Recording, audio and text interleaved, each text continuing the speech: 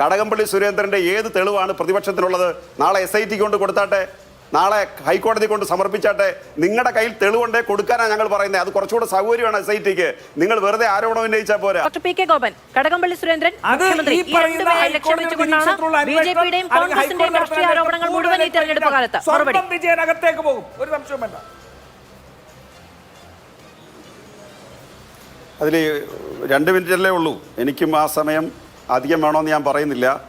ഒരു കാര്യം ശ്രീമതി മാധു ഇവിടെ പറഞ്ഞു, മറ്റ് പല സുഹൃത്തുക്കളും ചൂണ്ടിക്കാണിച്ചു ദേവസ്വം ബോർഡിൻ്റെ പ്രസിഡന്റിനെ കൊണ്ടുവന്നത് പ്രശാന്തിന് നീട്ടിക്കൊടുക്കാൻ പറ്റാത്തതാണ്. എനിക്ക് ഒറ്റ ചോദ്യമേ ഉള്ളൂ, ഏതെങ്കിലും മുൻ പ്രസിഡന്റുമാർക്ക് CPM സമയം നീട്ടിക്കൊടുത്തിട്ടുണ്ടോ? ഒരാൾക്കും കൊടുത്തിട്ടില്ല എൻ്റെ അറിവിൽ. പ്രശാന്തിന് നീട്ടിക്കൊടുക്കുമെന്ന് നിങ്ങളെങ്ങനെ പ്രഖ്യാപിച്ചേ? നിങ്ങൾ പ്രഖ്യാപിക്കുന്നു, നിങ്ങൾ നീട്ടിക്കൊടുത്തില്ലെന്ന് പറയുന്നു.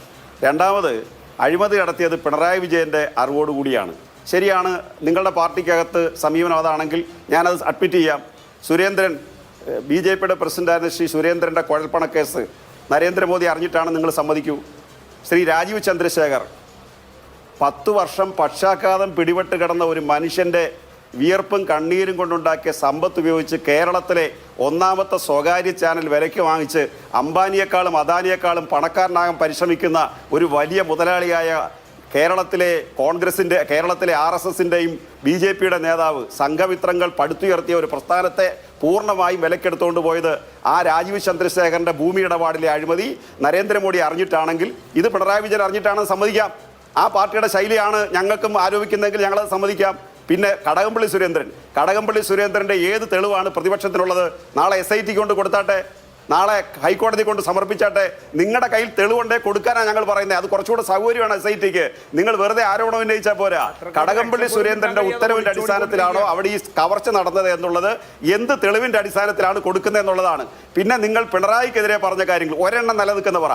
കേരളത്തിൽ EDയും CBIയും നിങ്ങളും എല്ലാം മാധ്യമങ്ങളും എല്ലാം വർഷങ്ങളായിട്ടിട്ട് ചർച്ച ചെയ്യുന്നതിൽ ഒരു കേസ് നിലനിൽക്കുന്ന നിങ്ങൾ പറ. ലാവില്ലായിക്കോട്ടെ, എക്സാലോയിക്കോട്ടെ, കമല ഇന്റർനാഷണൽ ആയിക്കോട്ടെ, ഈന്തപ്പഴം ആയിക്കോട്ടെ, സ്വർണ്ണമായിക്കൊള്ളട്ടെ. പിണറായി വിജയൻ സ്വർണ്ണം ഉപയോഗിക്കുന്ന ആളല്ല. രമേശ് ചെന്നിത്തലയുടെ കഴുത്തെ സ്വർണ്ണമാല കാണും, സതീശന്റെ കഴുത്തിലും കയ്യിലും സ്വർണ്ണവും കാണും. പിണറായി വിജയൻ സ്വർണ്ണം ഉപയോഗിക്കുന്ന ആളല്ല. കമ്മ്യൂണിസ്റ്റ് നേതാക്കന്മാർ അങ്ങനെ സ്വർണ്ണത്തിലും മറ്റു രീതിയിലും ജീവിക്കുന്ന ആളുകളുമല്ല. അതുകൊണ്ട് അത്തരം കാര്യങ്ങൾ പറയുമ്പോൾ നിങ്ങൾ കുറച്ചുകൂടെ ശ്രദ്ധിച്ച് പറയുന്നത് നല്ലതാണ്.